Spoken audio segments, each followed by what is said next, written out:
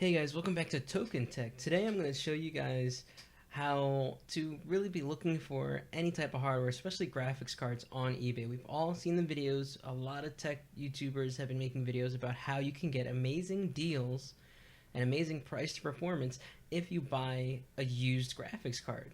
Now, I'm not only speaking from the outside looking in. I actually went through and bought a used graphics card. And I know everyone's always afraid, but what if you get something that's broken? Well, just in a little while you'll hear about my story, and well, that actually happened to me. So even with that, I still recommend buying a used graphics card. And I'll tell you why in just a second. So when you're looking for a used graphics card, you should always start by typing it in, obviously. Now with this, there's a couple variants. We're gonna go with the 8 GB version of the 580. So we're starting with the RX 580, right? I'd suggest going to buy now, right? Buy it now, because auctions, you might get lucky, you might not get lucky. Buy it now can kind of be like an auction, and you'll find out in just a second. Go ahead and click used. Now you could go to price plus shipping lowest first. However, I find that when I do that, I get a lot of, just the cooler or broken card just for parts or just the box, right? Without the actual graphics card. So if we look here, we're having best matches, buy it now, used condition. So you're going to look at these prices and you might be thinking to yourself, this is still relatively expensive. These aren't great deals. These aren't that much cheaper than new. Some of them are cheaper than others. And you'd be right. But let's do something here. Let's go over here on the left hand side. Towards the bottom, we're going to have show only. And here you can click sold items. This is going to show you items that have already been sold and the price they actually sold for. So now what the asking price was, what the person actually paid. So here we have 145, 125, 150, 130, 100, 150, 120, 140, 150, 120. Right? And the list goes on and on. You can browse this, and this is what you want to do to get a sense of where the market actually is, what people are actually paying for this graphics card, right? So we're going to see somewhere around 100 to 150 bucks, which new it's about 190, 180 to 200. So that's pretty substantial savings, especially if you don't want any of the games bundled with this card. So we're going to go and deselect that, so we can look at actual on the market cards. So let's go ahead and click on the first listing here. And we're going to go through everything to show you guys what you need to do and what you need to pay attention to and look out for to make sure you don't get swindled. So for starters, right, you want to look at the name, make sure it doesn't have anything tricky in here like broken or just for parts or anything like that. Secondly, you want to make a look at this right here. Take a look at that. Make an offer. So you could pay $150 and buy it right now. Or you could press make an offer. And you can go ahead and type in any amount into this box. Right? So 150, you might start with like 120, 115, and you can even select how many hours you want this to be valid. So 1 day, 2 days, 24. Most people do a day for the person to respond to it. You can review, you can even add a message to tell them like, hey, this is my last offer, or this is the lowest or the highest I'm willing to go, and then send it to them, and they can either accept or counter offer or decline. So what that means is people typically will price this higher than they expect to get.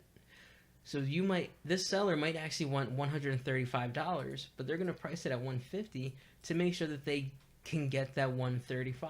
Because they know people are going to make lower offers like $120, and they'll work their way to the middle, right? Hopefully. And they can settle on a price that they're willing to accept and that you're willing to pay. Now, if you look a little further down, you'll see that this has fast and free shipping.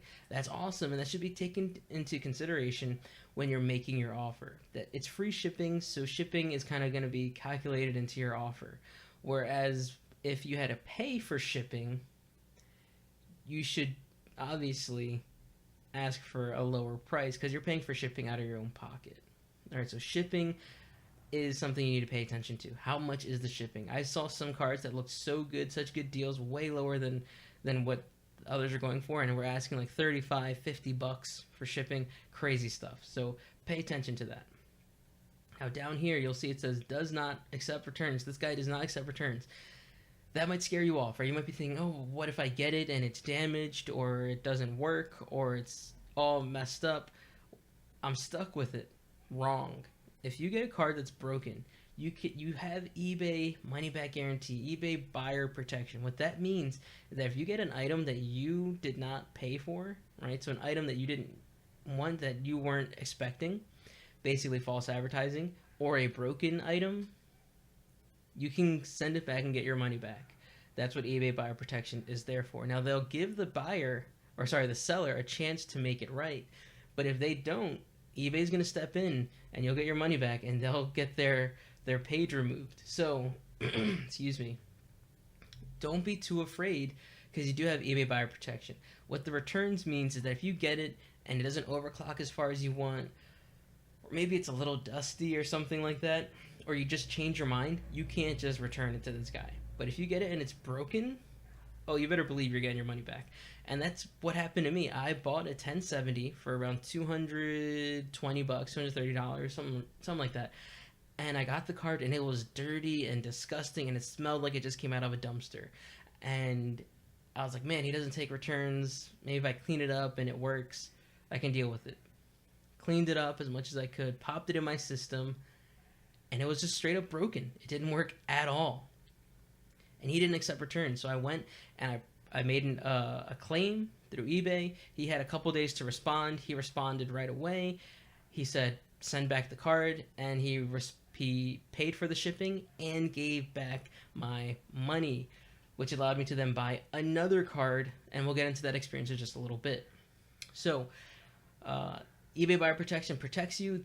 This is something that other sites like Craigslist, LetGo, Facebook Marketplace, they don't have that. Once you buy it and you take it and they leave, it's done. It's over. You can't get your money back. So this is a little bit better than those. You can have a little more confidence when you're on eBay. The next thing you want to look at are the pictures, right? Is this card in good condition? Take a look at the pictures. Are the pictures good quality pictures? Well, you're going to notice something about this one. These are all stock photos. These are not the photos of the actual item you are going to receive. That's a little scary. That's a red flag, right? What are they hiding? So what you would want to do is message the person. You can message them about this item and ask them to send you pictures. Say, hey, I want to see the card that I'm going to receive. I don't want to buy something blindly. I want to know what it looks like. I want to see what condition it is before I buy. Now that's going to be helpful in multiple ways. One, you get to see it so you can make a better decision. Two, if you get it and it's different than those photos showed, you have evidence that eBay can use. So when you go and try to do the eBay buyer protection, you can show them, like, look, these are the pictures he sent me. This is what I received. I want my money back, right? So you'd want to get some actual photos of the card just to make sure that it's not in horrible condition, right? You don't know if there's dust and hair all up in there, if it's all scratched up and scuffed up, if there's any damage to the PCB. You don't know that until you can see it. Also, don't be afraid to ask as many questions as possible. Don't feel like you're annoying them. You're paying them, or potentially going to pay them, for their graphics card. So they want to be a salesperson. And if they're not going to be a salesperson, then they don't deserve your money. You also want to make sure you scroll down and look at the description. There could be something hidden in here that you don't know about. It's not made clear in the title. And if it's in here and you didn't read this and you bought it anyways, well, you're out of luck, right? So you want to make sure you read this and you're okay with this. And you can ask questions about the description too. Again, don't feel like you're annoying them. When I bought my second graphics card, everything was going great until the dude didn't ship it. It took him more than 4 days to ship it. And it wasn't until the third day that I was like, hey, what's going on? Why haven't you shipped it yet? He basically lied to me. And then the next day, guess what? It was shipped. So, and I thought I was being annoying. And then I realized later that I should have been messaging him day one and been like, hey, it's been 24 hours. Why haven't you shipped it yet? What's going on, right? Of course, you shouldn't be rude. You should be polite and professional. But again, don't feel like you're being annoying. Don't feel like you're being a nuisance. You're paying money for this, right? They should earn that money. So make sure you use all of those steps that I just gave you, and you should have a good experience. And even if you do get a card that's broken and they don't accept returns, you still have eBay money back guarantee or eBay buyer protection definitely make use of that if you get a broken card. Again, I got a broken card. I got it my money back. I bought another one. It worked fantastically. It was in good condition, and I don't think I'll buy another new graphics card ever again because the price is so good when you buy used. Again, the price is just that good. Now, what I have up here are some other good buys. So basically, if you want to go and get yourself something a little bit better than a 580, I'd recommend getting a 1070. They are relatively inexpensive. Again, 214, 230, 205. I wouldn't recommend paying more than 230, 240 for a 1070. And you can definitely do that. Excuse me. You can definitely get them for around that price. 250 is like the absolute max, but it better be a really, really good card in really good condition. Again, all the steps I told you still apply here. And you can get them for pretty good prices. And the price performance, again, is through the roof. Can't beat it. Super good deals. But if you want something more of the AMD route, I'd say go with the Vega 56. Super good. Better than a 1070. About the same as a 1070 Ti or a 2060. Barring ray tracing. 265, 240, $12 for shipping. Not bad for a Vega 56. And you can put a water block on this. I'm planning on doing a video soon because I actually put a water block on my 1070. I got the EK240 or A240G, and they also make an A240R, which is for Radeon stuff, and it fits the Vega 56 and Vega 64. So you can buy this for like 240 or 265, whichever one you wish. Get that kit for around 230, 240 bucks. And there you go, you have a custom loop, and you have a Vega 56 that's a full coverage block. Download you could get a liquid cooled BIOS. You could get a 64 BIOS on here and overclock the snot out of it. And you can also get used Vega 64s as well for relatively good prices, right? Again, look, 305.